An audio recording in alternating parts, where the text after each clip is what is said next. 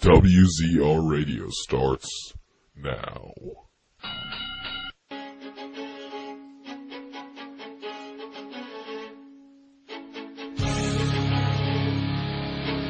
You can call into the show at 724-444-7444 with call ID 30273.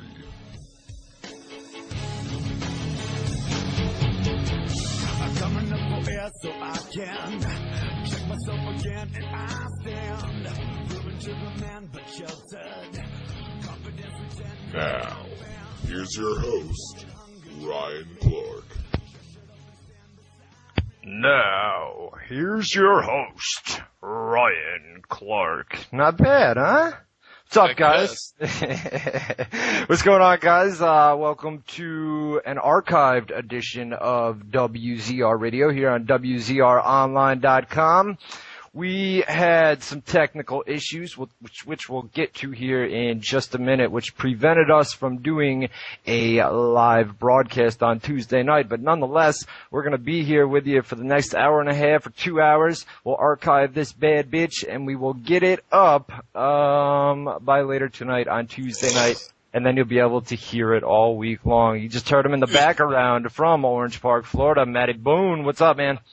Cracking, buddy. We got here through all the thick and thin. We're still here on the air. People are still hearing their speakers with our voices. It's not Wrestles. It's WZR Radio, baby. Almost messed up early, man. Almost. It's been 7 years of saying it. It's hard to get adjusted to the new name. So let's talk about what just happened, man. Was that crazy or what? That was quite a bit of problems. That was quite a bit of problems. What happened is we went to do a live show, and we started recording a little bit early because our producer's a retard. Well, he's not.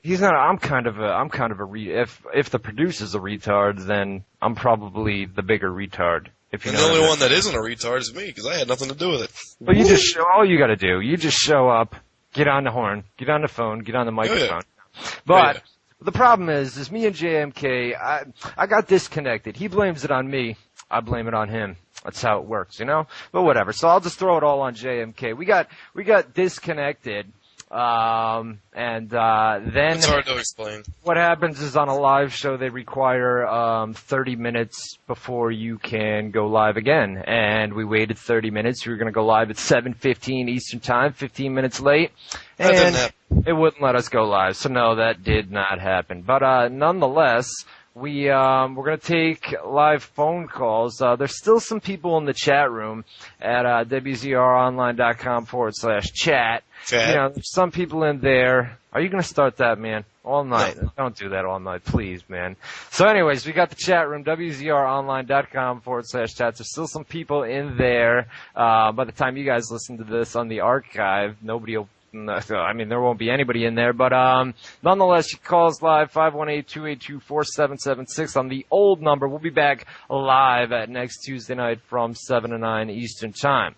The official website of WZR Radio, where's it located at? I don't know, man. It's where? It's WZROnline.com. Lots of backstage news, WWE news, TNA news, all the backstage rumors, all that good stuff. Yeah. And all the archives where you can download this show and plenty of other shows over the past year. WZROnline.com. What else? We had a double SmackDown taping tonight, as well as the TNA Impact tapings. TNA taped last night, and they are taping again tonight for the next 2 weeks. So you have 2 weeks worth of Impact tapings and a double SmackDown taping tonight from Omaha, Nebraska. ProWrestlingScoops.com has the exclusive spoilers for that show.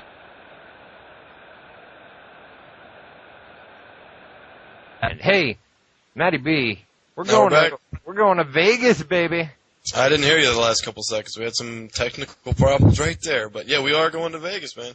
We are going to technical problems. That's nice. Yeah, it was static. I didn't hear you. The first thing I heard was, we're going to Vegas, baby. All technical, but we always have technical problems, man. Of course. Not out of the blue, but whatever. Anyways, we're going to Vegas. Yeah, huh? Viva Las Vegas, baby. Viva Las Vegas. Like swingers. Vegas, baby. Vegas. Now we're going, it's the end of this month, January, so it's coming up quick. January 30th is when we're going. We're going to hit up my magician Chris Angel. We're going to check him out up there. We're going to check out the weigh-ins for the UFC 94 show. That's Friday. Saturday we got the UFC 94 pay-per-view and the post-fight press conference. Sunday, of course, is the Super Bowl, so we got a whole lot of stuff to do up there in Vegas. Plus, we're staying at the MGM Grand, so we'll be gambling our nuts off in the casino quite a bit. Yeah, it's pretty crazy. We're actually going with a couple different people. There's going to be a group of 6 of us that are going. Like you said, we're staying right at the MGM Grand. So right downstairs is all the casinos and all the bars and all that good stuff. So, man, it's going to be a good time. Like you said, we're going to Chris Angel, who I've heard is really, really good. I like David Blaine better, but Chris Angel's pretty cool. David Blaine is he's the crazy. He does stuff. He does the stunts in like New York City where he hangs himself upside down for. Chris Angel does that stuff too. Oh, does he? Yeah, but what we're going to is like a live show, almost like a concert. So he'll just be performing a bunch of magic tricks and things of that nature. Gotcha. And then Saturday night, we're going to UFC. Huge fight, BJ Penn and George St. Pierre.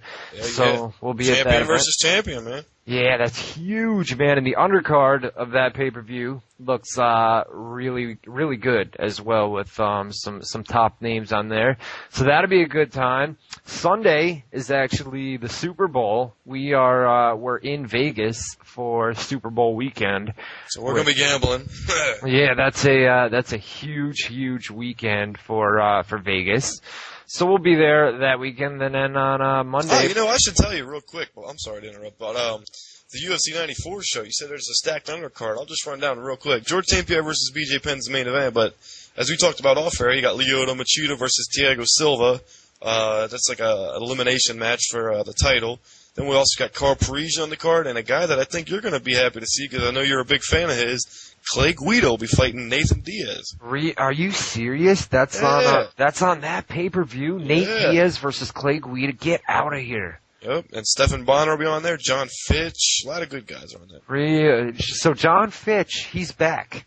He's back. Didn't he get released? I thought he got released. There was controversy because of his fight team. There was something with a video game. I didn't really follow the story. Yep. You're right. But yeah, they cleared it up, and AKA fighters are back. That's John Fitch and Josh Koscheck, those guys from that camp. So. Wow, that's awesome. Yeah, I didn't know Nate Diaz versus Clay Guida was on there. That's insane. Yeah, buddy. Oh man, that's gonna be a nasty fight for sure, man. No idea how fun that is to be there live. I've only been to one UFC live, and that was I don't even remember which one it was, but it was Tito Ortiz versus Forrest Griffin. Andre Arlovsky versus Tim Sylvia. I mean, the excitement level, and I mean, you've been to a lot of pro wrestling shows. I've been to a lot. We've been to a lot together.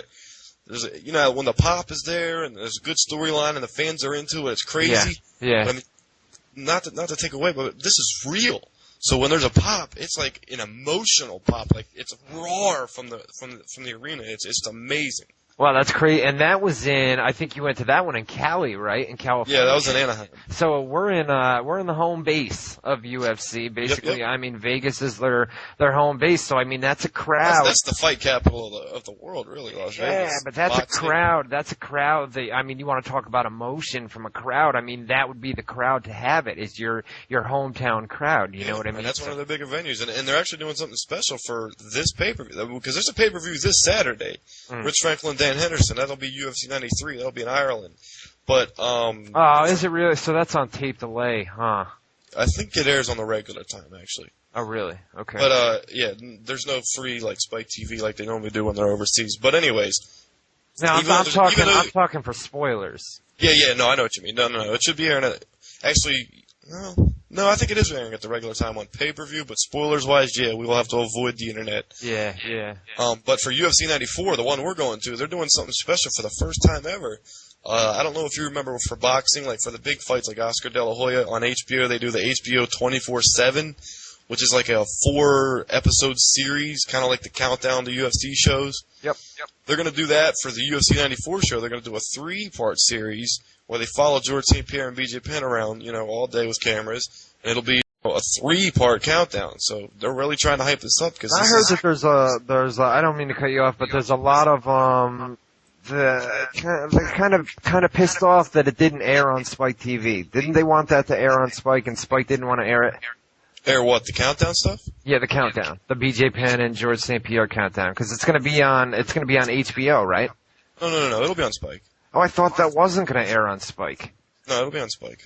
All right, so they are gonna air a 3-part series on Spike. I thought I heard it was somewhere else. All right, no doubt. No, well that's. No, but they do the HBO 24/7 on HBO, obviously. So, but they're pretty much stealing the idea, but it really gets you hyped up for the fight. Because I mean, just the countdown specials alone gets you hyped up, but this is like 3 of them, so Yeah, that's crazy. And like I said, we're gonna be in Vegas for that, and then do you hear an echo? We could somehow. No, I don't. Maybe we could somehow try and call in JMK while we're in Vegas and do like a little live, from the venue kind of thing. I don't know. Well, he doesn't know this, but I was going to have him do my MMAscoops.com, play-by-play. I was going to do that. I was going to have him do that, and then he says he's actually sending me a message right now that we can record a show from either inside the venue or outside the venue before we go live, and then we can put something up on. You could give him an MMAnews.com URL or something, or an email that he could email that in, and we could record something from our cell phones, no doubt. That'd be cool. Yeah, that'd be awesome. We'll put something up on the site as that gets closer. We'll do something for you MMA and UFC fans out there, because that's going to be a big pay-per-view. You said that it may beat the what was it? They're expecting it to. They actually, the Brock Lesnar Randy Couture fight, UFC 91 did 1 million, and Dana White said that the UFC 92 pay-per-view, which was Rampage and Silva, Forrest Griffin, Rashad Evans, and Nogueira and Frank Mir, that actually did more pay-per-view wise. So that did even more than the million or whatever that the Lesnar Couture one did. And they're saying that the one we're going to is expected to beat both of those. So we're going to like one of the real big UFCs of the year. Yeah, it really is. It's a huge show. They fought before, and they're both considered to be, if not the, 2 top, among the top pound-for-pound fighters in the world. And it was a controversial first fight, and they're both champions. So one of those guys is walking out of that fight with 2 titles, or are they merged? No, just the welterweight titles on the line. BJ Penn's moving up, but he is a champion at the lightweight division. It's just champion versus champion in name, but not in status. The titles aren't both up for grabs, just one title, but they're both champions. Ah, gotcha. All right, so that's Vegas. I mean, that's going to be a great time. UFC, Chris Angel. I mean, the pool's staying at the MGM Grand, Super Bowl, all of it. Hey, speaking of football, my Giants. That's the only team I had left going in the playoffs. They were. Philly got them, man. Yeah, Philly got them. Philly, that was a good game. Giants played like shit. I mean, it was terrible, man. But you just kind of contradicted yourself a little bit there. What do you mean?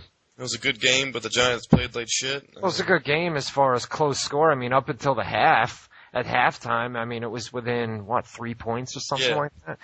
And then after that, I mean, it just kind of Giants fell apart in the second half. They didn't look that good in the first half either. But I mean, it's a good game to watch.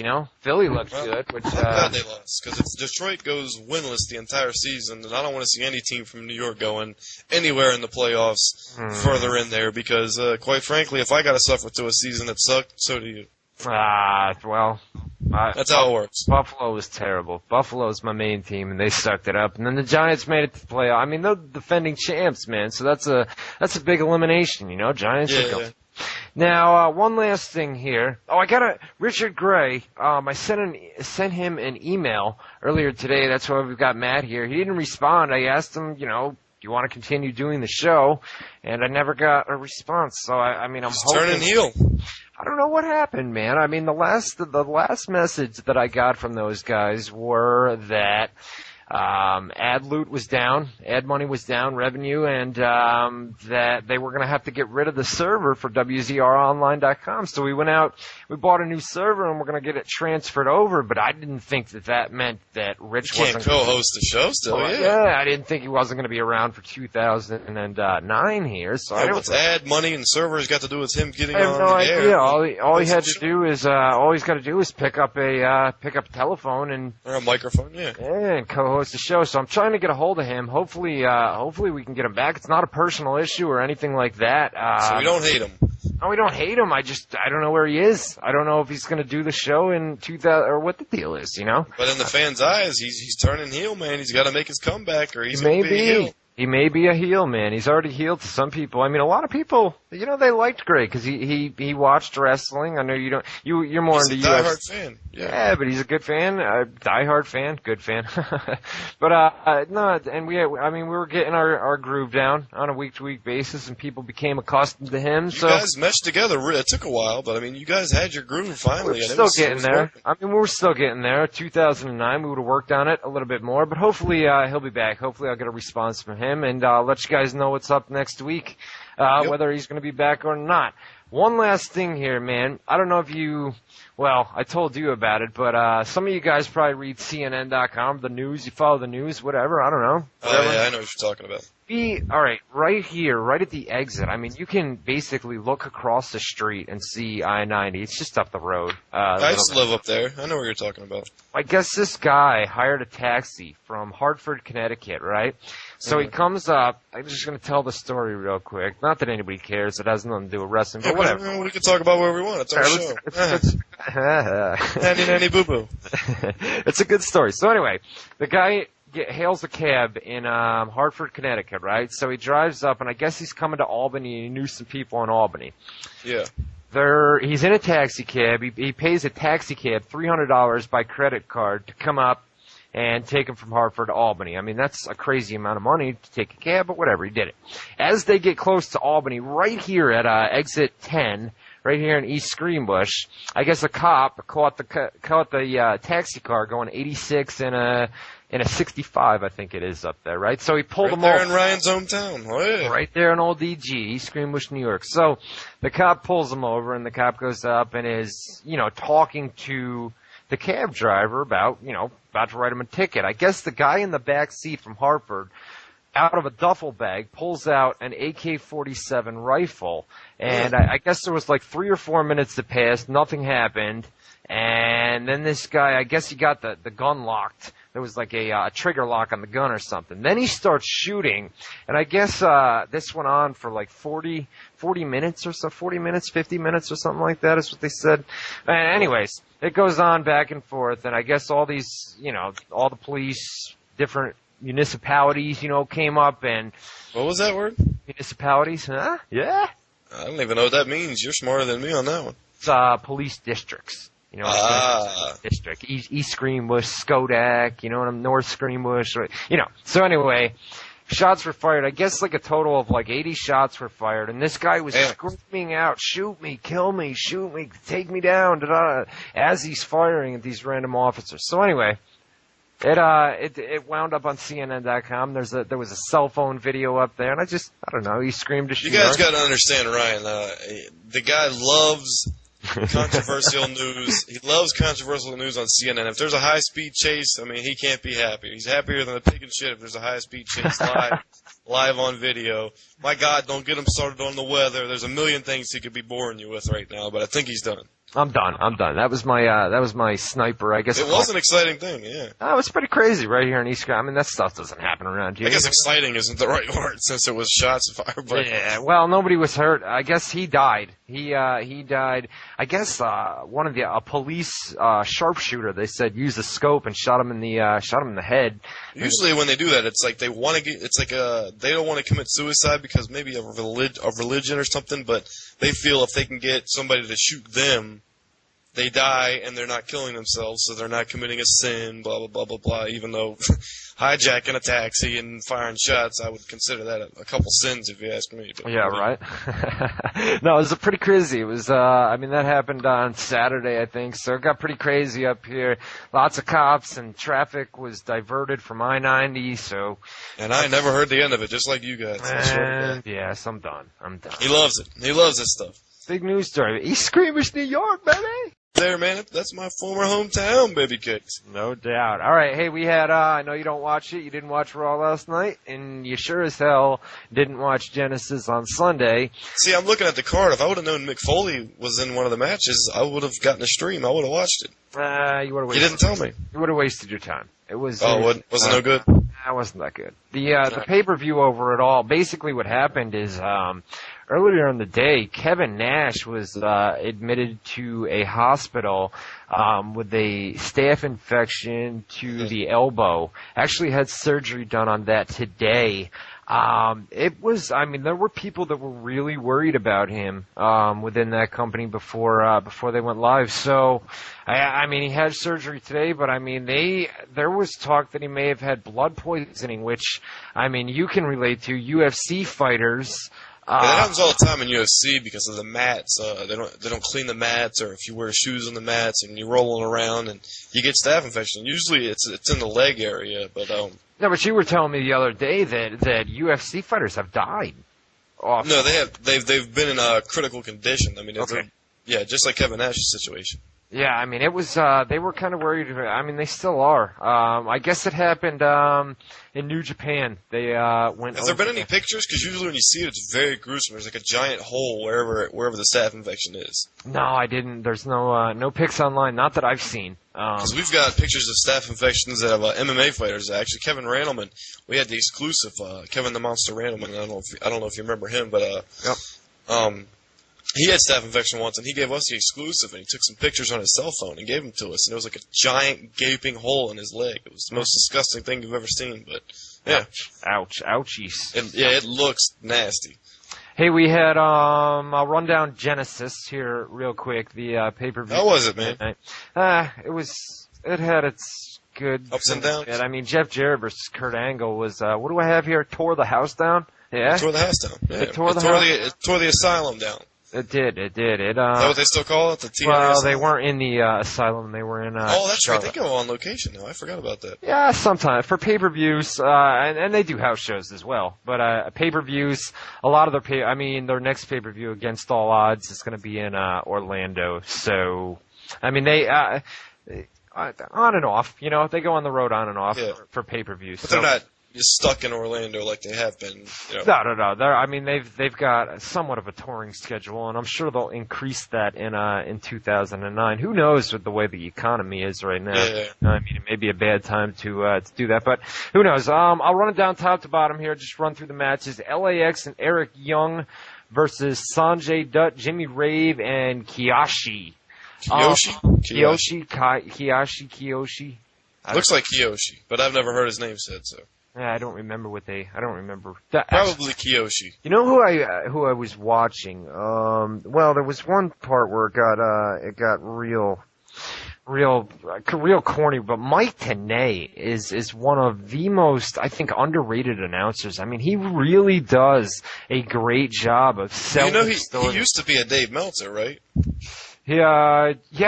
He was like the originator of the newsletter and all that stuff. He was like one of the original insiders, and he got a job with WCW because of that, because they were bringing in a lot of the luchadors and the Japanese guys, and he was like the only guy that really knew about it, so he would join the broadcast team, and eventually they just said he was good enough that they just kept him in there, but... Yeah, go ahead. I mean, Don West is over the top and really... I hate Don West. I mean, he is really, really corny, but he adds life. There's something that he adds. Well, he's a salesman. He used to be like QVC kind of a guy, wasn't he? You know who does that now?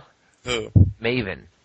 Really? Yeah, there's a YouTube video of him. You know what he sells? Or you know what he was selling? There's a video of him on YouTube. You should check it out. It goes on for like 50. It gets boring after a while, but he sells a litter box, a cat litter box, right? And he shows it's got an automatic scooper that takes the shit out. And he said he brought his litter box from home, and the litter box is filled with shit.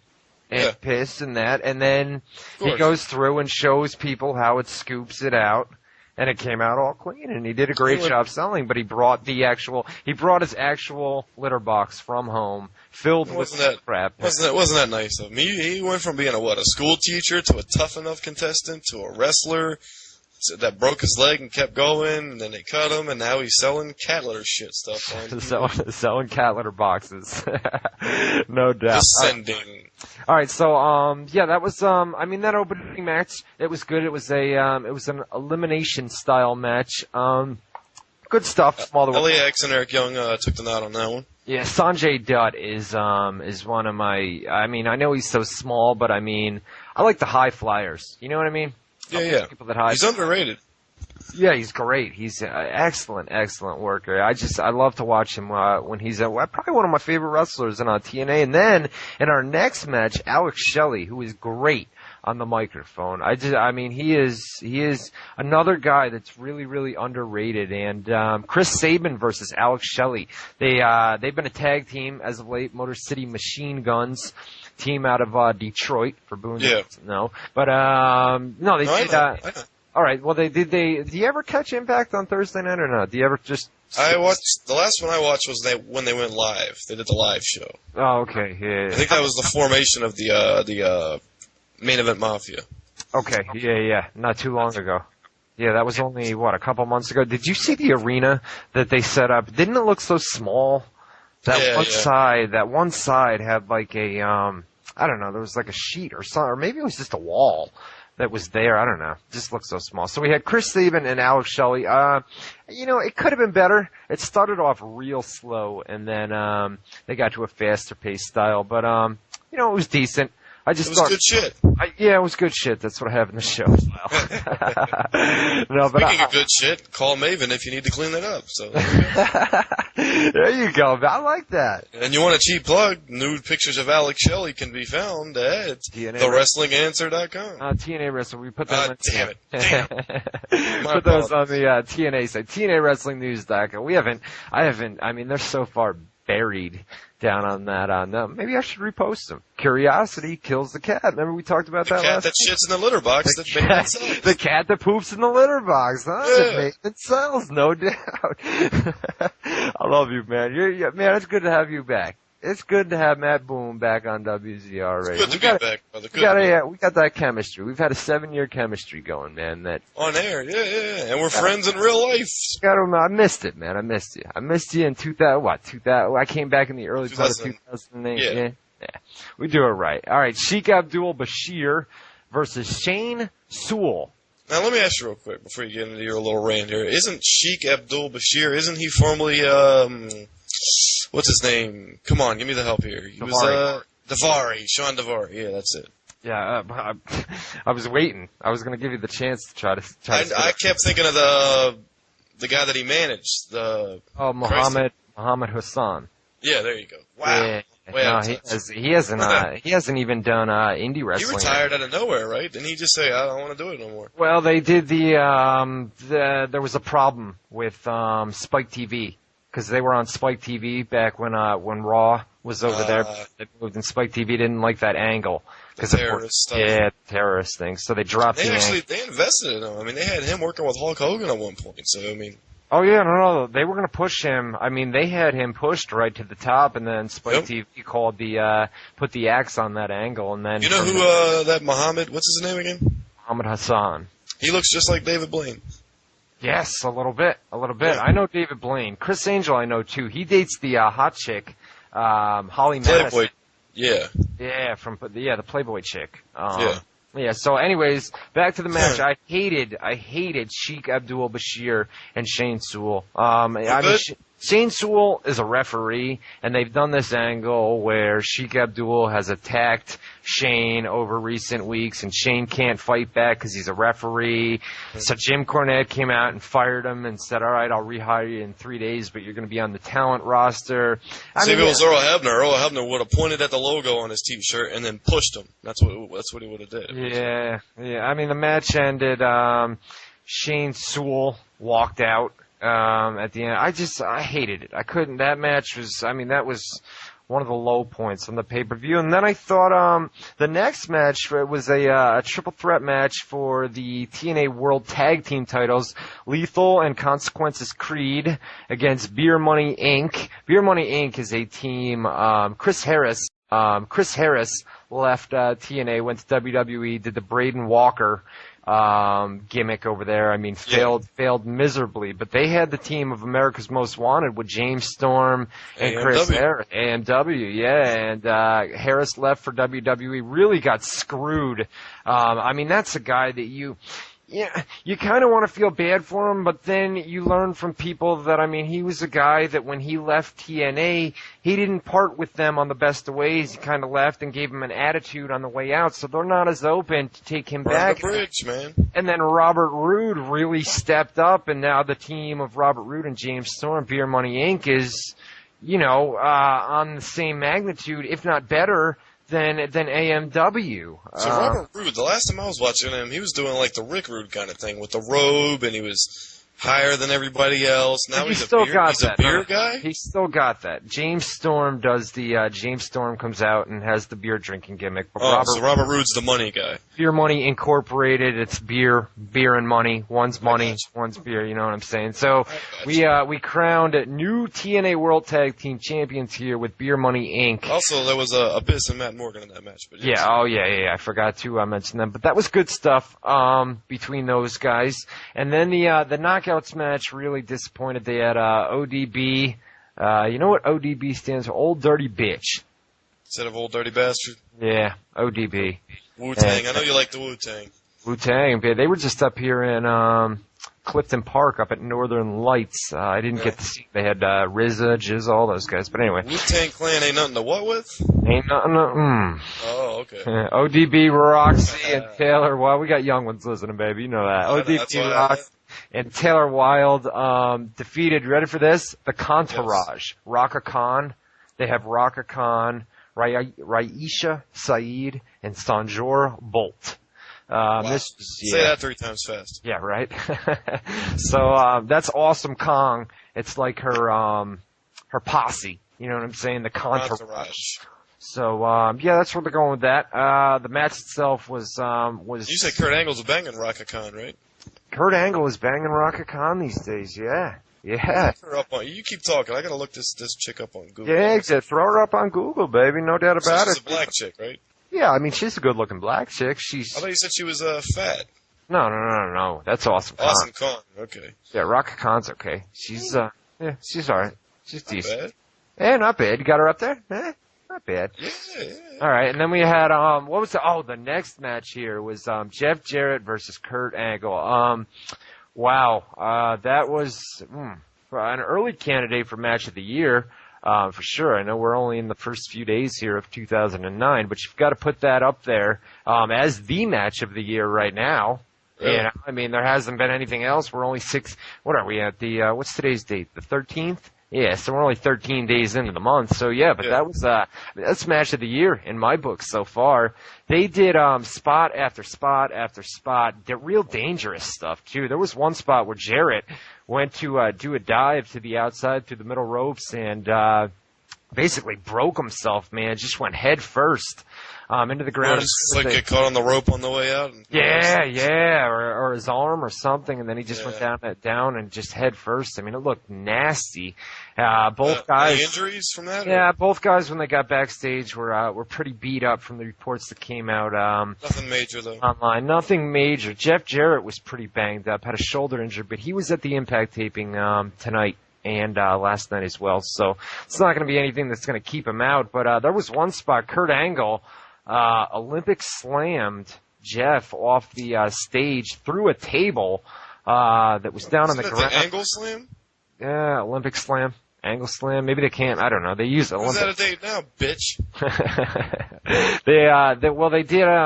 And Jarrett overshot the table, and I mean that looked nasty. And there was just a couple other real nasty. I mean, these guys really went out. I mean, that's second. So was it a good match because there was so many like cringe car crash moments? Just the wrestling, good work, and everything. There was a lot of stuff that happened on the outside, but there was also great work in the ring as well, and just a great match from top to bottom.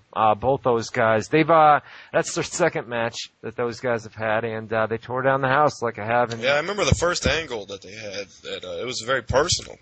Yeah. Well, they continued that personal. Wait, is it still going on? Yeah, because it's almost a little bit too personal from the stuff I saw.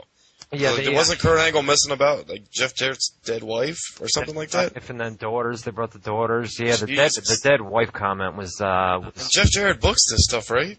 He's one of the bookers. That's insane that he would do it. Why would he do that? Kurt Angle came out and said that his comments were shoot. That he went out there and did it, and nobody knew he was going to do that to try to further the angle. But I mean, it's a taped show. It's Kurt Angle, though. Yeah, and it's a taped show. They could edit it out. Jeff Jarrett's the boss. If he didn't like it, edit it out. So he had to. I don't like it. I don't like it. He approved it. I mean, it was approved. Kind of like the Shawn Michaels and Chris Jericho, that thing they had going on, where they were trying to get personal with Shawn Michaels' wife. Yeah, they got pretty personal there too. You're right. You're right. Kind of a similar thing there. Next match is Sting versus Rhino for Love Sting. World title. Sting's in bad shape now, man. Some real bad knee problems. I don't know how long. I think 2009, from what I've heard, is going to be his final year with TNA. But I mean, it was good while it lasted. You know, there's a lot of guys. I'm going to talk about a lot of guys in TNA that are injured. I mean, you can basically take the entire main event Mafia and all of those guys. I'm talking Steiner, Nash, Sting, even Angle. They're all banged up. I mean, Booker T. Well, Booker T is okay. I forgot Booker T was there. So Booker T is all right. He said, you know, in recent interviews, and he tells people that he feels fine and that he's going to be able to go for years to come. So but the other guys are. Yeah, you mentioned. Yeah. I mean, they're in rough shape. So. Speaking of Sting, though, I just watched that the Essential Starcade DVD I told you about, and it was part of it was a documentary. It was like a 50-minute documentary. The rest of it was just like 25 of the greatest matches in Starcade history. So it was a lot of Sting stuff in there, and I'm a huge Sting fan. Growing up, one of my favorite wrestlers growing up, him and Ricky Steamboat and Terry Funk. Did you get through that yet? The DVD? Yeah. Yeah, I watched it. Oh, did you? Is it good? It's good. Real good. Documentaries too. I wish the documentary was longer, but it was good. And the matches they could have picked some better ones, but they put a lot of great matches in it. It was a great DVD. I would recommend it. No doubt. That actually just came out in stores today. Where'd you get that? Yeah, where'd you get that, Boone? Did you download that off the net? No, I illegally downloaded it.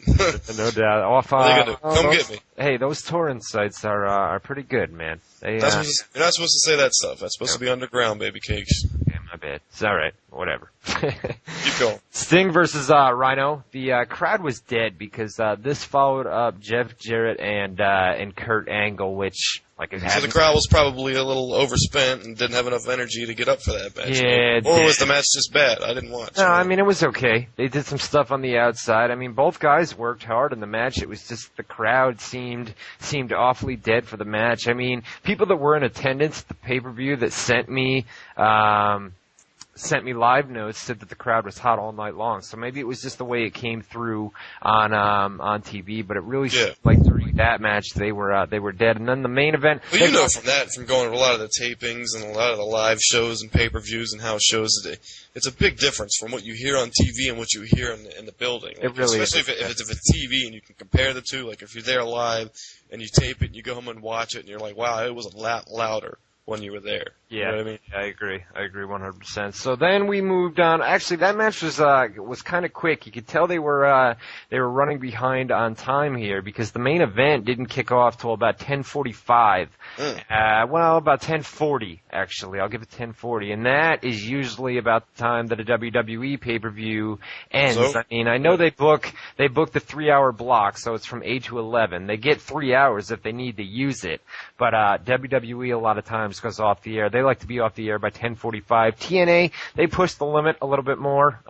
usually off the air by about 10:50. I don't think we ended until about 10:55 Eastern time. So they were running late in the main event. And, we had Mick Foley, Brother Devon, and AJ Styles against the Legends champion Booker T, Scott Steiner, and Cute Kip James. Kip James, bitch. Basically what happened is Kip it was supposed to be Nash. Nash wound up in the hospital. I was going to ask you, is Kip James as part of the main event mafia, or was he just a replacement because of Nash's injury? Just a replacement. They didn't find out that Nash wasn't going to be able to make the pay-per-view until very late in the afternoon. So they didn't have much time, and they used Cute Kip, who hadn't been in a match, and a guy that, back in WWE was part of DX, and they hyped him up as part of DX, part of the Road Dogg, and what was it, New Age Outlaws? Badass Billy Gunn, yeah. Yeah, they hyped that up as, he was people say, oh, that sucks. Him in the main event, yeah, it does. But you've got to understand on very, very late notice that Kevin Nash wasn't going to be able to be in that match. They did the best that they could possibly do, and Kip's not a bad worker. Kip can bump his ass off, too. He gets tossed around all over the place, at least the Kip that I remember. Yeah. I don't know if the Cute Kip does it now, but No, he's still in good shape. He's not somebody that you can totally crap all over and just say, this guy. It was a very late replacement. TNA did the best with what they had, and that's who you got. And Let me ask you a question. Yeah. Is this Mick Foley's first match in TNA? This is his first match back, yes. Wow, what a dumb idea to put him in a 6-man tag. Well, because he hasn't worked in a long time, So give him some house show or Impact stuff, or I don't know, let him work out off camera and just get ready. Yeah, Foley brought Plus, he's a hardcore guy. You don't need to be that in shape, to get thrown on spikes and whatever. True. His work style is like you said. It's hardcore. He doesn't have any fancy moves. Yeah. Or He's not running the ropes for 20 minutes. We had Foley, Brother Devon, and AJ Styles. They won that match. It turned into a hardcore match. About 3/4 of the way through the match, they turned it into a hardcore match. I don't know. At this point, when the weapons came out. And the end of the match, it was all right, but I don't know. There's something wasn't there. It wasn't as special as it should have been with Foley back in the picture as a wrestler. How long was he in the ring? Did they only use him sparingly? He was in there. He was in there a good amount of the time. They started it out. It wasn't like they waited for the hot tag where you would have the other two guys in there and then you tag in Foley. Yeah. It was 3-on-3 and they started out 3-on-3 with everybody brawling. Okay. So, Foley, I don't know. It wasn't, it could have been done better. That's my feelings on it. And, for the pay-per-view as a whole, TNA Genesis, I'd give it a C+. I don't think I can give it a B. A C+. I just thought with all the injuries, the main event with Cute Kip, I know I just got done saying it was a suitable replacement, but for somebody that threw down the $30 to order that pay-per-view, it was kind of disappointing. You would have thought they could have brought somebody else that lives down in, I don't know, maybe a Rick Steiner, somebody else that lives in Florida. That's kind of a big. Yeah, plus with Scott Steiner on the team, Rick Steiner would have made sense. Yeah, but I think they got such late notice that there really wasn't, a whole lot that they could do. So that's where we stand with that. We took a lot of time on that. I want to run down Raw. I only have quick Raw results from last. I'll let you do your thing, man. Go through it. Last night's Raw, we had a great opening set. Last night's Raw was a lot better than recent weeks. You want a school letter grade from me? I'll give it a B. We had a great opening segment with Chris Jericho and Stephanie. Stephanie looking good these days still, or is she pregnant again? No, she's not pregnant. She just had her second baby. She looking good? 2 girls. They have 2 girls, Triple H and C. Yeah, she looks good. She looks. Always like Stephanie. Always, even with all the divas, Stephanie was always one of my favorites. Always. Yeah, they did a great segment where Jericho basically says last week had told Stephanie, hey, you know what? I'm sick and tired of you running Raw. I'm sick and tired of you Yeah, I mean, Stephanie's had it out for Jericho. Well, they've had a history. I mean, Jericho used to call her a trash bag, bottom feeding, $3 hoe, you know. Well, last night they did an angle where, 2 weeks ago they did an angle where Chris said, I bet you don't know this, Steph. Your father's coming back in 2 weeks. Vince is going to come back. What do you think about that? And Steph kind of had like a shocked look on her face, like, what? You know, what are you talking about?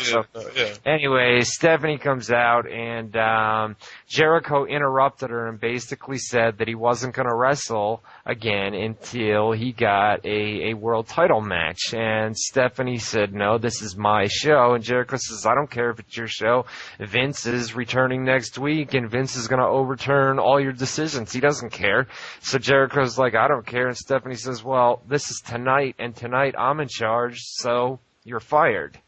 So Vince will rehire him. So Vince will rehire him, and that's basically the storyline. Vince will come back, and Vince will likely, I'm guessing, turn against Stephanie and hire Jericho back, and Vince will kind of... Stephanie's babyfacing right now? Stephanie's the babyface, yes. Okay, so Vince will be as a heel. Vince will come back as a heel, and he'll kind of run show. Vince is going to be back full time, from what I've been told. So he'll be back. I'll have to check that out next week then. I have to. And they really have hyped Vince's. I mean, last night, if you didn't know Vince McMahon was returning by the end of Raw last night, then you weren't watching this show, or you were high on some sort of drugs, because they over and over and over video packages promote. I mean, even old school.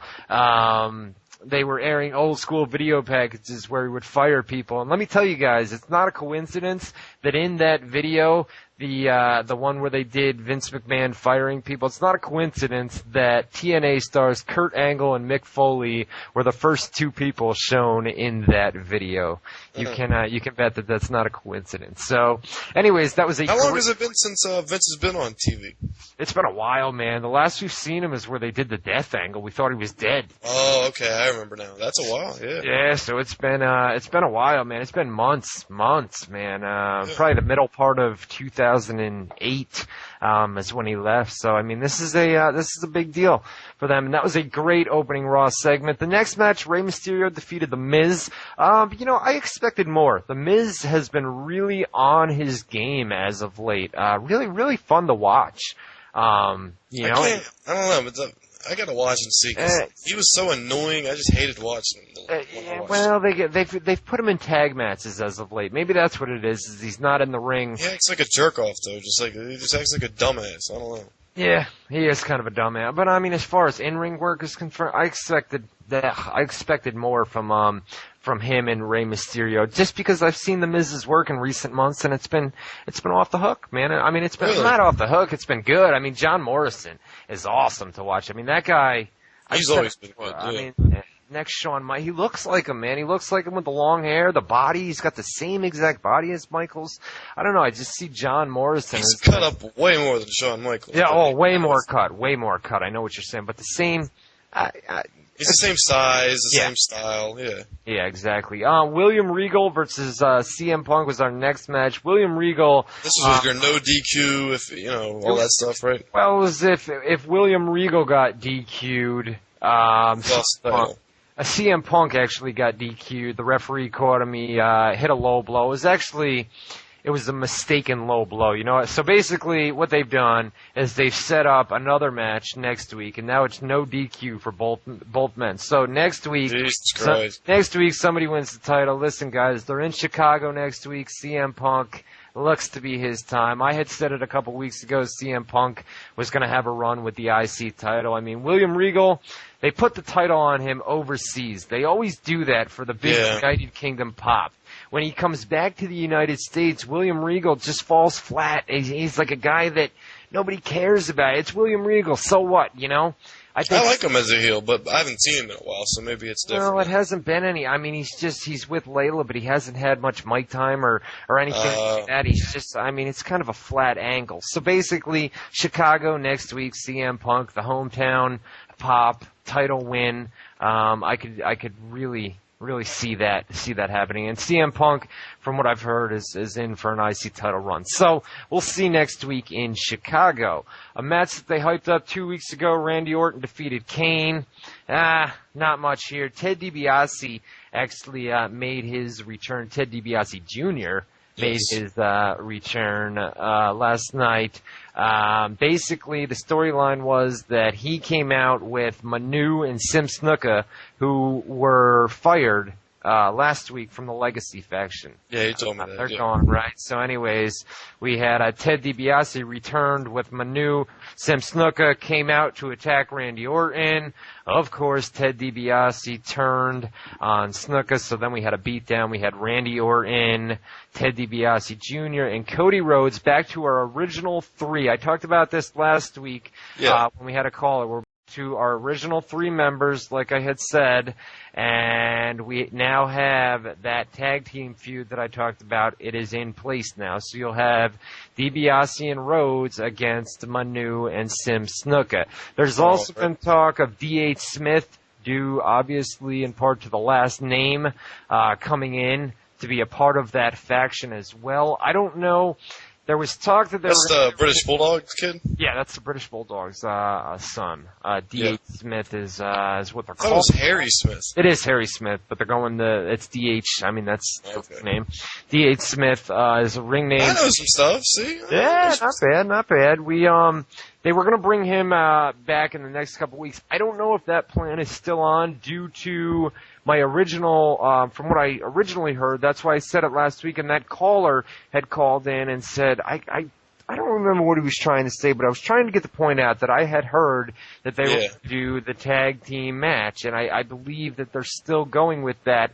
Whether D.H. Smith, I mean, this poor guy, they went to call him up a couple weeks ago, and we're actually going to give those guys the tag team titles over on SmackDown, and they gave the spot to the Brian Kendrick. They put the in front of his name, the Brian Kendrick, and God, I can't pronounce his name. I'm sorry. I'm not a huge fan of Smack. Insagiri? Nah, that's a move. Esquira? I don't know. It's not in the show file, right? I know. You can't help me out here. But anyways, it looks like they're going to do that. I totally forgot what we're talking about. Whatever. We're going back. Now you're back to Shawn Michaels versus John Cena, which was up next. What happened there, man? John Cena. That was our main event of boy, you want to talk about, I talked about match of the year, over in You tried telling me to watch. You actually called me up and said you should turn this on, man. Yeah, Shawn Michaels and John Cena. Shawn Michaels got the win at the end, but that was a great match to end Monday Night Raw. JBL was out there at ringside during the match, and they furthered the JBL Shawn Michaels storyline. But great match to end a pretty decent Raw, a better Raw than in past weeks, man. Yeah. Shawn Michaels and John Cena had a great match headlining a WrestleMania 2 or 3 years ago. It was a surprising effort because most people say John Cena can't work, especially back then, a couple of years ago, and a lot of people were floored at how amazing they their match was, their chemistry. So I can believe that.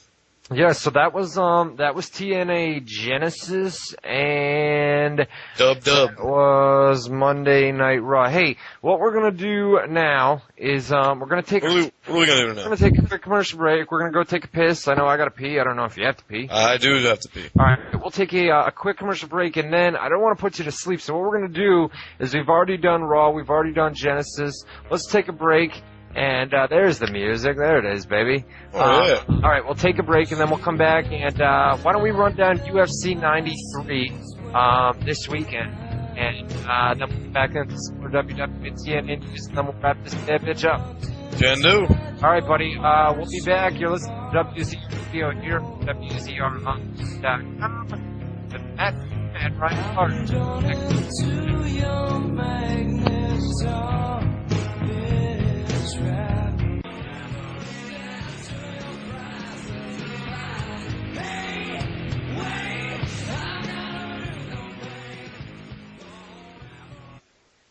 And we're back, WZR Radio with Ryan Clark and Matt Boone, a taped edition of WZR Radio. We're going to have this thing posted as soon as we go off the air tonight, and then it will be available for your listening pleasure for the rest of your life. Anytime you want to listen to it. Anytime you want to listen. 2020, you want to hear this episode? Go down. All right. By the way, let me mention real quick, when he cuts the music in, And I don't know if you notice it. When you try and, like, when we're going to a break and you cut some music in and you're talking, it chops in and out. Yeah, but So- it doesn't chop in and out on the stream. Yeah, it does. It did last week at least. Well, I think I don't think it will this week. It should be okay. We had that problem. Yeah, we'll see. No, I think we were on the talk show last week. This we're just doing a. I think we'll get everything figured. I think we have the talk show problems all fixed out. So next week, the live show should go off without a hitch. There was just a problem tonight, like I said, where if you start recording, then you have to take like 30 minutes or an hour before. Like if you start recording and then stop, then you have to wait like an hour before you can go and record again. And we for start archive purposes, yeah. Yeah, and we started recording, and then we stopped, and then when we went to record again, we had to wait a half an hour or an hour. So we just figured, screw it, we'll do a tape show and then get it up by 10 o'clock so everybody can still listen. Better than nothing. Just a little bit later tonight. Hey, let's talk. Yeah, I got a live phone call coming. I don't. Like you said, man, I don't want to take them because kind of look. I mean, it'll be like one phone call or the entire show. Because we're not live, so we've only got the people in the chat room calling in. So. All right, hey, let's. I got a lot of news to get to. A lot of big cuts in Stanford last week that I want to talk about. But before we get to that, I don't want to put you to sleep yet. So I wanted to, we'll give you a little UFC segment here. Let's talk about UFC 93. We'll mix it up. We'll mix it up. You know what I mean? Right. I'll throw some UFC in here, and then we'll get to WWE news, and then a little more UFC before we get on out of here. So UFC 93. UFC 93, January 17th, that's this Saturday. It'll be in Dublin, England. Dublin, Ireland at the O2 Arena. I'm pretty sure it's going to air live, or air at the normal time slot, which is 10 p.m. But, yeah, there will be spoilers out, so if you don't want to know what happens, don't get on the internet, or don't visit any MMA websites such as, I don't know, for example, MMAnews.com. Don't go there if you want to know what happens, you know what I'm saying? Or, what's that, MMAscoops.com website? Yeah, there's that MMA Scoops website, too. It's a great website. Okay, all right, no doubt. Now, I've already talked about the card a lot, so we don't have to spend a lot of time about this, but the main event, Rich Franklin versus Dan Henderson, I guess you could call it a dream fight, because at one time, Rich Franklin was the 185-pound champion of the UFC, while at the same time, Dan Henderson was the 183-pound. Pride? 183-pound champion of Pride. So they were both the same weight class champions, just in the top two organizations. Now they're in the same organization, but they're both up a weight class to 205, where Chuck Liddell and Forrest Griffin and Rampage and those guys fight. So it's a 205-pound fight.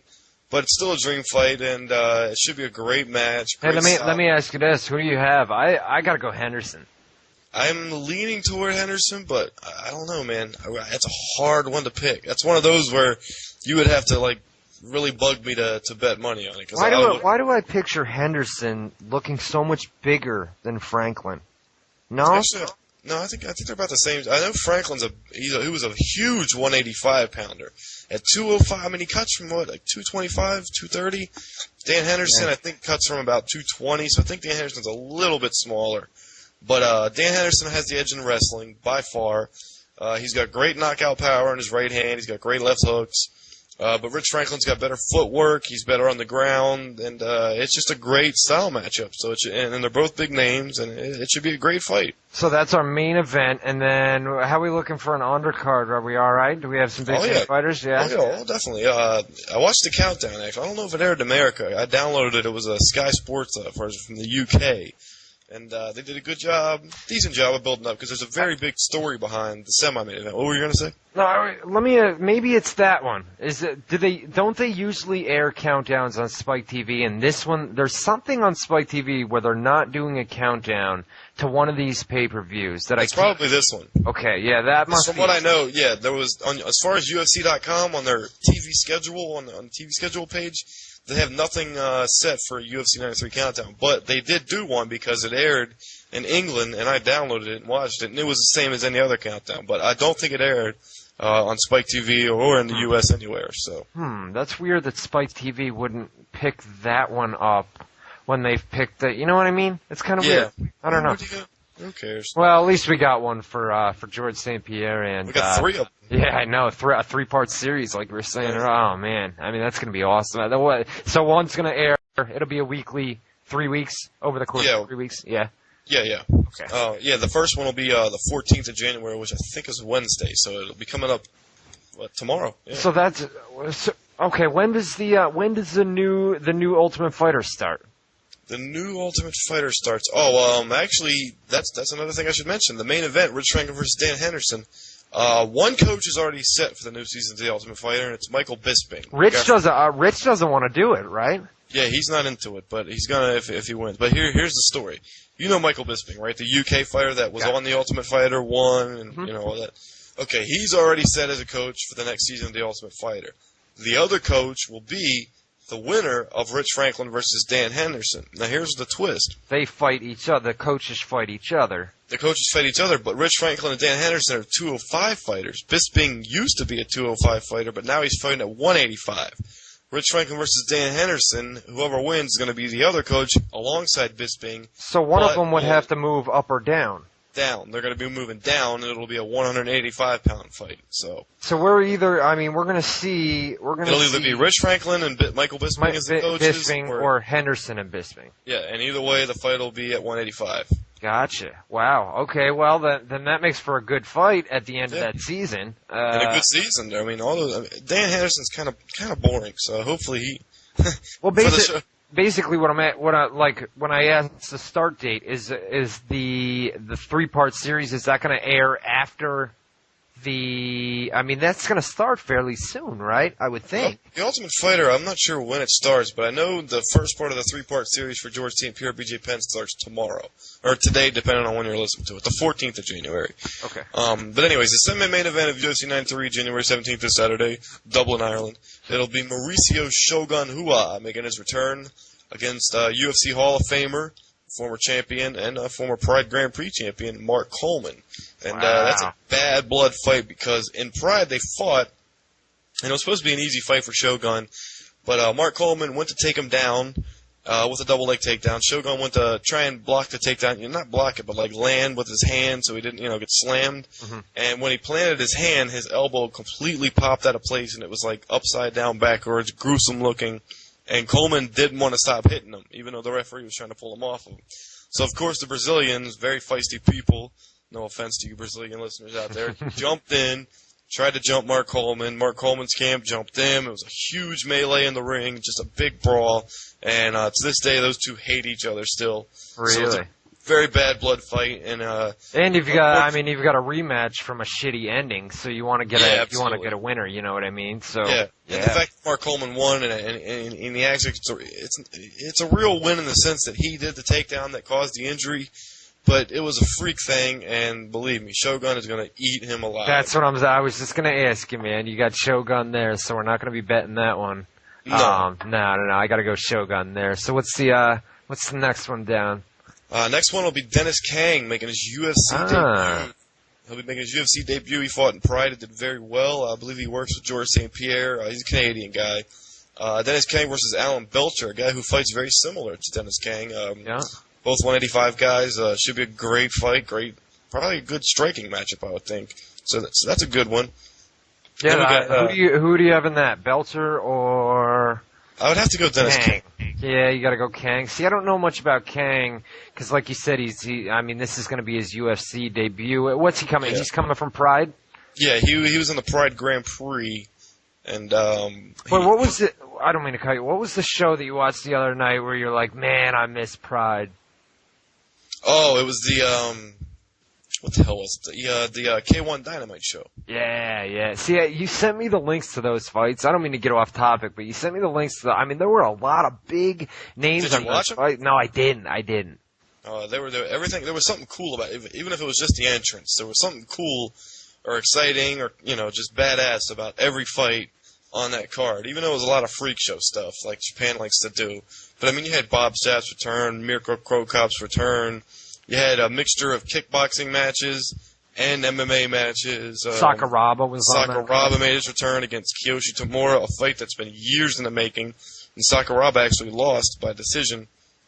So, Yeah, and Eddie Alvarez, he lost his fight to Shinya Aoki, who was a top ranked guy and was probably expected to win that fight, but I he won remember we put Eddie Alvarez over on. Remember we put him over. Or you put him over as like a rookie of the year, or and then he's still a rookie of the year. Aoki's not a rookie, but yeah. As far as the rankings, it's BJ Penn number 1. Even before the fight, Shinya Aoki, number 2, and Eddie Alvarez, number 3. So he was still a little bit underranked, compared to Aoki. But Aoki ate him up. I mean, he got him quick with the leg submission. It kind of sucks because there's only UFC, and UFC can only have so many talent under contract, or can only feature so many talent on so many pay-per-views. And weight classes, too. And there's so many guys out there that man, you just wish that there was another American company that could pick up some of these guys that could equal. Well, there is Affliction, but they just choose not to. Yeah, but it's Affliction's got a badass heavyweight division. I mean, they got a lot of heavyweight. They got Andre Arlovsky, Josh Barnett, Tim Sylvia, Fedor. I mean, they got the heavyweight. They got better heavyweights than UFC. It's like WWE and TNA. I mean, it's like WWE is. They're just the big and UFC's that big and then TNA has the better matches and you know what I'm saying? It's almost identical, just in the MMA world. You know what I mean? It's just too bad that and it's not the same. They're not as well known as UFC is. You know what I mean? It's just I wish more people would be able to. More people to be exposed to the brand, to be exposed to the product. UFC has such a fan base, like WWE. They're just a main company, whereas Affliction is just somebody you don't see. The comparison is when you think of MMA. Most people don't even know the term MMA. They think Ultimate Fighting or UFC. Same as wrestling. Yeah. You don't say pro wrestling, you say, that WWF stuff or that WWE stuff. You know what I mean? Exactly. It's kind of one of those things. But other than that, UFC 93 also has Jeremy Horn versus Rousimar Palhares, which is a great submission fight. Both of those guys are great submission guys. Should be a great ground fight. And Marcus Davis, who's done some TNA stuff. I don't know if you remember him, Marcus Davis in TNA. I do. He was only there for a brief period, but I don't even remember what he did, but I remember the name Marcus Davis. Something with Samoa Joe, I think. Trained Samoa Joe in his match with Kurt Angle when they were doing that. Yeah, that's right, back in the day. Marcus Davis is a great boxer. He'll be fighting another great boxer. Both of these guys are pro boxers that do MMA, and the other guy he'll be fighting? Chris Lytle. Really? No doubt. So that's your main card. Yeah, that's that's on pay-per-view. You said from Dublin, Ireland, this Saturday night. I mean, it looks top to bottom. That looks like there could be some really, really good fights. I mean, I don't know much about. I know Jeremy Horn, the guy that he's fighting. You said he's submission? Did you say? Is that what? He's a submission guy. He's only had one fight in the UFC. He lost to Dan Henderson. As it would have. He was on the main event. But he put up a good fight, and he's definitely considered one of the best submission guys at his weight class. So. All right, so if you don't order that pay-per-view this Saturday night, you can always get live coverage of the event, live text coverage over at MMAnews.com, which is Matt's website, or MMAscoops.com. Which is Ryan Clark's website. Both of those websites will have live coverage of UFC 93 this Saturday night, and then UFC 94. Me and Matty B are going to do an exclusive show, probably a live show. Actually, I mean, if you want to mention, so this Saturday is UFC 93. The following Saturday is the Affliction show that we were just talking about, Affliction, and that'll be Fedor versus Andre Arlovsky. Josh Barnett's on that card. Matt Lindland versus Vitor Belfort. Babalu versus Sokaju. A lot of good guys on that card. And then the weekend after that is another UFC pay-per-view. You got to back up before that a little bit, too, though. The day after Affliction 2 will be WEC 28 on the Versus channel, and that'll be the rematch of Uriah Faber versus Jens Pulver. Oh, wow. Yeah, that's huge, man. Lots of big MMA stuff coming up, man. Yeah, it's going to be a good couple of weeks, and then we're going to cap it off. And then the weekend after that. And then the weekend after that, we'll be in Las Vegas, man. We'll be doing a live show from out that way, and we're gonna have a great time. I mean, I'm really, really looking forward to that. You have no idea how exciting UFCs are, man. You have no clue. And we got great seats, too. I think we're sitting in like the 4th row or something. It's crazy. Oh, man, that's nuts. All right, hey, we got to, we're running a little bit late because we want to get this thing up by 10 o'clock. I got a ton of WWE news that I want to get to, so let me run it down. You kind of chime in, jump in, whatever you want to say, questions, whatever you got for me, man. Alrighty. We'll do it like that. Major WWE cuts last week at Titan Towers in Stamford, Connecticut. Heard about this. Yeah. From what I've been told, over 80 people were cut. There's reports out of different news stations, and even the NBC affiliate WMYT here in Albany says 60 people were cut. Basically, I know that there not quite 1,000 people work up at Titan Towers, and 10% of their staff was cut. I'm told about 800 people, somewhere in that range, 700, 800, 900 people work up at Titan Towers, but it is under 1,000 people that work up there. 10% of those people were cut, which is where we get... Goddamn recession. Yeah, right, man, it's crazy, man. Advertising revenue, you even hear, man, is down the line. I mean, it's just everybody is affected. Hopefully none of you guys have gotten laid off from your jobs, but man, what a rough freaking time. Here just in the last year or two. 80 people, about 80 people is the number that I was given, were cut. A lot of those names were long tenured people, which means they had been there for years. Some of them 10, 20 years with the company, and I see Tim White on the list. That guy was a referee back in the early 80s. I mean, he was like best friends with Andre the Giant, and he's gone now. Oh, yeah, man. I mean, just some names that you thought that they'd be around. They've made cuts in the past, and even Vince McMahon's limo drivers were part of the cuts, which is, I mean, it's crazy. And one of the major layoffs, I'll run down the list here in a second, but was a guy by the name of Jeff Rochester. He was an official that, I mean, he was basically in charge of WWE's marketing division, which is a huge division up in Stanford. That's a big source of revenue, too, for the company. Oh, man, and he had been there for only about 3 years, but he was considered, a guy that really knew his stuff and did a really good job at the position that he was in, and he was gone. I mean, There were reports that I heard that he had rubbed some people the wrong way at times up there, but I mean, he was a guy that did his job, and he was a trustworthy guy, especially with marketing. I mean, that's in charge of live events, promotions for live events. When you guys see commercials that are on Raw promoting live events in your area, he was one of the guys that contacted the different markets, and just a major release there that a lot of people wouldn't have recognized if I haven't really put that on the website yet, but we're going to put it up in the next day or two. I figured I'd give it to you guys here first. Let's run down the names. Developmental talent Mike Krul. He was one of the releases. I don't think the developmental cuts are done. I think there are going to be more to come down that way. As far as the main roster cuts and the cuts in Stanford, I believe we are safe for right now, if you will. Gavin Spears, who had just been called up to ECW, really don't know much about this guy. I mean, usually we get off the air here on Tuesday night and ECW's on, and I'm trying to take down the live post and that. But Gavin Spears was a victim of the releases. Kevin Thorne, who had actually been fired last year, they brought him back. Wasn't he the vampire guy? He was. They brought him back, and then they never used him. And then they fired him again.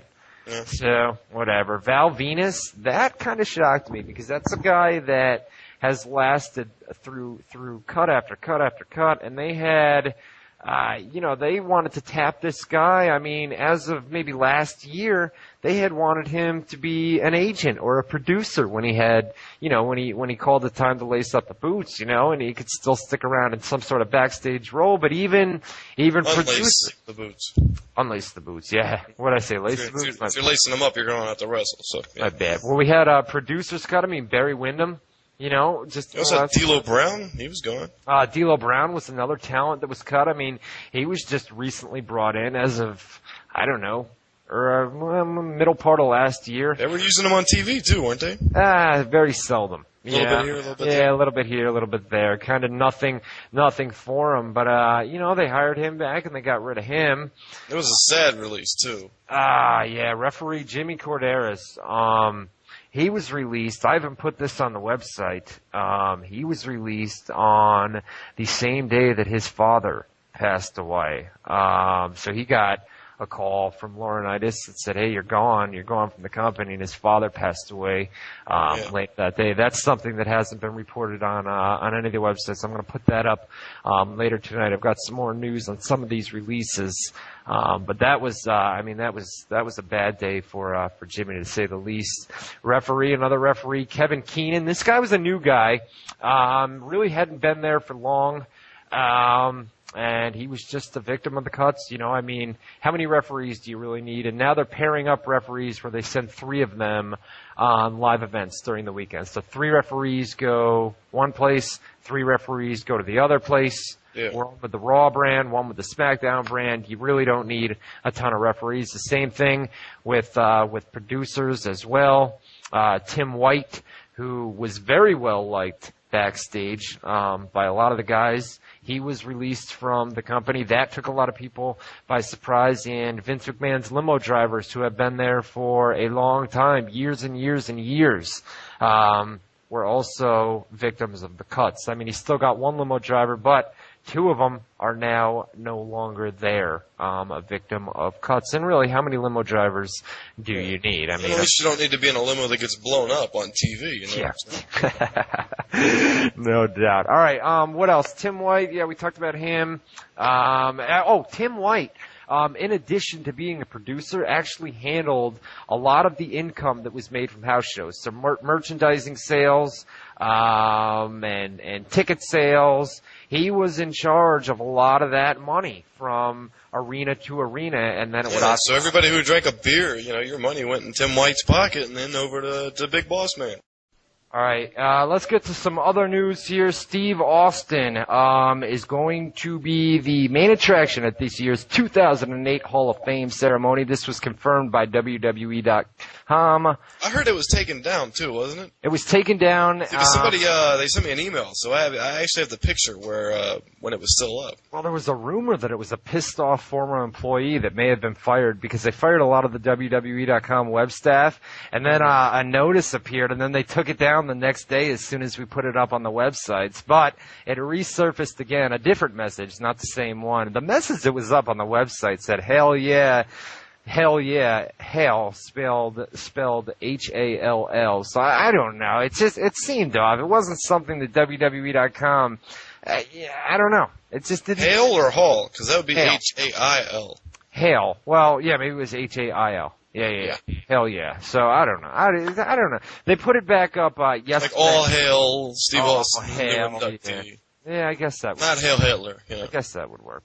Whatever. Anyways, they confirmed it on WWE.com yesterday, and then confirmed it again last night on Monday Night Raw.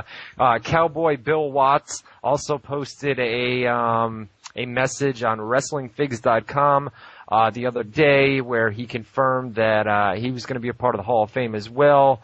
He got Jim Ross's start in the business. He wants Jim Ross to induct him into the Hall of Fame. A lot of people say, well, wow, with Steve Austin there, is Jim Ross going to induct both? We actually just put up a note on the website before we went on the air here. Steve Austin has requested that Ric Flair induct him into the Hall of Fame. WWE's take on that is they see Flair as an outsider these days. Plus, Steve Austin and Ric Flair have no real relationship that, you know. I think in the past couple years that they've formed a relationship since Ric's retirement, and I think they've really, there's been a relationship that's been formed they've been really kind to each other in interviews that I've seen. Steve did an interview not too long ago where they were, I don't know, did Ric say anything about Steve on the high side? Oh, yeah, he kissed everybody's ass in WWE. Yeah, he was pushing the company line, if that's the right expression. All right, so those, it looks like Ric Flair, I mean, unless they ask Steve to choose somebody else, you know, and I don't know that they would. I mean, Rick could be a good possibility to come back and induct him into the Hall of Fame. We'll have to wait and see where that goes. Hey, we've got the Elimination Chamber match. I'm going to run through this news kind of quick because I know we got to get out of here. We're running kind of late. Elimination Chamber's coming up at No Way Out. The names that I have heard, but I cannot confirm these names, but this is just what I've heard: Jeff Hardy, Edge, Big Show, Kozlov, Triple H, and The Undertaker. That could change, but that's what I've been told to expect. The Elimination Chamber at the No Way Out pay-per-view next week. Hey, the celebrity gossip website, MediaTakeout.com, is reporting, and keep in mind that this is the same website that last year said that Eminem was training to be a wrestler. So I don't take this with a grain of salt. I shouldn't even bring it up because I don't even think it's real, and I don't trust this website with anything. They claim that I Love New York, Tiffany Pollard, is it? I don't watch TV, bro. I believe it is. Well, anyway, they claim that she's going to play a role in WrestleMania 25. I would take that as a grain of salt. And even if she does, who gives a shit? Yeah, right. What else? Hey, they did an angle last night on Raw. Randy Orton and his legacy group. Randy Orton versus Kane last night. The referee, Scott Armstrong, counted a 3 count when it was clearly a 2 count. Now, Scott Armstrong, you know that he's the brother. He's got brothers, Brad, Steve, and Brian. Yeah. Brian is BG James. Over in TNA. That's one of his brothers. But basically they did an angle. Now, this is just me speculating, but he's got the last name in the Armstrong. A referee could be working with the legacy group here. They kind of hinted at that last night on Monday Night Raw. Maybe he'll referee all the legacy matches. Yeah, and then he'll kind of screw the people that are wrestling them over, you know what I mean, until somebody catches on. It's possible. Hopefully we won't have another referee wrestling. Is somebody taking off the TNA angle? Let's hope not, man. Let's hope not. Not in WWE. What else? Manu out of the legacy. You know, I talked about it last week. A lot of people, you know, as far as I'm concerned, Manu would be in the doghouse right now. And I don't have that confirmed. They're obviously going to do the tag team angle that they've set up last night. Where he goes from there after that tag team feud, whether they keep him with Sim Snuka and have them, I mean, if their tag team takes off, if they get over with the crowd, sure, the guy will have a job. But I don't know. I don't know about the potential of Manu and Sim Snuka. And I mean, it's kind of up in the air where they go with him after the storyline that they're doing right now. He's kind of one of the guys that you look to in the future that he may be one of the guys that's going to be on the chopping block here. I mean, not now, but there may come a time. What else? Chris Jericho Fire Angle, obviously. We already talked about that. To work, guys. We already talked about that. Genesis news and injuries. Let me talk about this. Johnny Fairplay, Shannon Moore, and Nikita Koloff were all backstage. We're all backstage at TNA Genesis. All of them were just visiting. I'm sure Fairplay and Moore were there for different reasons other than visiting. Well, they were there for visiting, but I'm sure they expected maybe possibility. Hey, can you hire me? Something like that. I used to love Nikita Koloff when I was a kid. He kind of looks like Goldberg. He was the big bad Russian guy. He was cool. They were all backstage at Genesis. Let's talk about Genesis. Injuries. Sting's knees are giving him trouble. We talked about that earlier. In December, during the holiday break, had the knees drained. That didn't help out much. Fluids drained, from what I'm told. That didn't help out much. And, you know, 2009, I said it earlier, maybe his final year within TNA, within wrestling. I hate that he doesn't have a run in WWE ever. He's never worked for WWE. I can't believe it's never going to happen. Well, they should have done Sting Flair if they were going to do it with when Flair was still there. They could have done the Sting Flair thing. But Kevin Nash had elbow surgery today. Staph infection developed in New Japan, as I talked about. He's on heavy antibiotics right now, and you know, they'll take it from there. There is still a lot of concern for for Kev's health from those within TNA. Alex Shelley actually claimed that he was sick backstage before Genesis. He's actually injured as well. He has a pectoral muscle injury that may be related to the neck. You said that match was good anyway, didn't you? It was good. I mean, it was a good match. I expected more, like I said, but they are going to have to watch that muscle injury because it may lead to some neck problems in the future. And one last injury, Robert Roode has an ankle injury. Right now it looks to be a sprain, nothing more than that. And so it's good news, good news for him. Yeah, because they thought it was going to be torn ligaments, which would, keep him out a lot longer. Yeah. I mean, that obviously with the surgery, he would have had surgery and a bunch of other things. I mean, we'll keep an eye on it, and we'll let you know. Well, Alex Shelley, we'll keep an eye on. Robert Roode looks like he's going to be A-OK and won't miss any time. What else? Couple more things here, and then we will get out of here. WrestleMania 25 plans. I'll give them to you real quick. Right now, it is for Triple H versus Edge and Jeff Hardy versus Christian. Are two singles matches that are planned for the next pay-per-view. There is also the Elimination Chamber match. One of those guys, the winner of that match, could be Jeff Hardy. Where they go, I mean, it all depends when Christian comes in, how they do that angle. The reason that they took the title off Matt Hardy, they're doing that tonight at ECW. By the time you guys hear this, you guys will already have seen the title switch, but Swagger is your new ECW champion. Matt Hardy is going to play a prominent role over on SmackDown, as I reported last night on the website. He's going to be involved in the Jeff Hardy Christian angle. Eventually, no one on the corner has swagger like us. Jay-Z, T.I., Kanye, and Lil Wayne will tell you all about it. You sent me that. That's actually that's a really good song. Yeah. Okay. So they're going to play a prominent role. I would expect Edge and Christian team up, the Hardy Boys to team up after you get the singles matches out of the way at WrestleMania. Triple H, Edge, Jeff Hardy, Christian, and then I'm sure you will, at some point in 2009, you will see the Hardy Boys and Christian and Edge. That'll be the start. I mean, it's there. It's already in place. The title is now off Matt Hardy, and that's the direction that they're going with that. We talked about marijuana usage in WWE last week. Hey, Dave Meltzer reports that at a creative meeting 2 weeks ago, they discussed the idea of Trish Stratus versus Michelle McCool at WrestleMania as well. It's just been talked about. Trish Stratus, like I've said many times here on WZR Radio, she's very open to returning, not on a full-time basis, but on a match-to-match basis. So Trish Stratus at WrestleMania, I would expect it. Trish has come back? She came back a few weeks ago. Actually worked with John Cena just a few weeks ago. Here I did not know that. On NXT Raw. They were in Toronto just a few weeks ago. So her hometown. There you go. So that has been talked about. Trish Stratus, Michelle McCool. She's very open to doing that match. And to be honest with you guys, I would expect her to be in a match of some sorts at WrestleMania. Something we've never talked about. Have you ever seen the movie The Wrestler yet?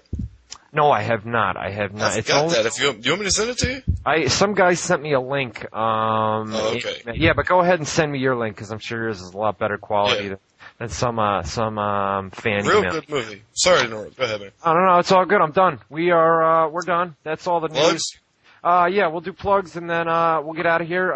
Next Tuesday night, I'm going to try to talk to Richard Gray during the week. Hopefully, we'll have him back next week. If not, I've been told by you, man, you're going to help me out on a week-to-week basis, which I really I got you if you need me, brother.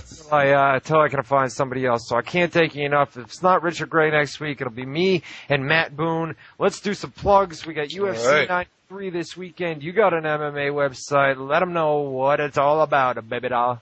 Well, what you do is you get on your computer and you type in www, then you hit the dot, and then you put in MMA News, and then another dot, and then COM, and you get my website. We've got great video content exclusive to us, respected rankings, interviews with more people than I could name, one of the biggest and most respected forums online, breaking news as it happens, and live coverage of the pay-per-view, as he said, this weekend, this Saturday. So That's All right. MMAnews.com. I got my MMA website, MMAscoops.com. We got some news up there and live coverage of UFC 93 as well this Saturday night over there. So MMAscoops.com, MMAnews.com for your MMA and UFC needs. What else? You can check out my website at www.prowrestlingscoops.com. What's that? That's Scoops with 2 S's, ProWrestlingScoops.com. What's that the inside scoop on, Ryan? That's the inside scoop on pro wrestling, Metabe. Oh, okay. Check out my website, my other website at www.thewrestlinganswer.com. What's that taking the wrestling world by? That's taking the wrestling world by storm. That was wind. A little bit of wind in the background wind, there yeah. for you guys. You can check out my TNA website, TNA News all day, every day, 365 days a year, 52 weeks a year, Yeah. 7 days a week, Yeah. 24 hours a day. Yes. TNAWrestlingNews.com. All your TNA needs, I guess. Lovely. I don't have a Lovely. catchphrase. I don't have a catchphrase for that one. But anyway, That's good. TNAWrestlingNews.com. And you can check out the official website of WZR Radio at WZROnline.com. Change your bookmarks, guys. Change your bookmarks. WZROnline.com. Lots You know of he's serious because he's clapping his hands as he says it. He means business when he's clapping his hands. Lots of news, TNA, WWE backstage stuff that's not posted on any other website, WZROnline.com. Matty B? The archives, all that good stuff. WZROnline.com. Baby. Matty B, it's been fun, man. Ryan C., it's been great. I hear the music, and this is a good song, by the way. So make sure you hear it all. We're going to let it play, and we'll let you hear it all. Whatever. We'll see you next Tuesday night, 7 to 9 Eastern Time, here on WZROnline.com. Mad Boom. That's me.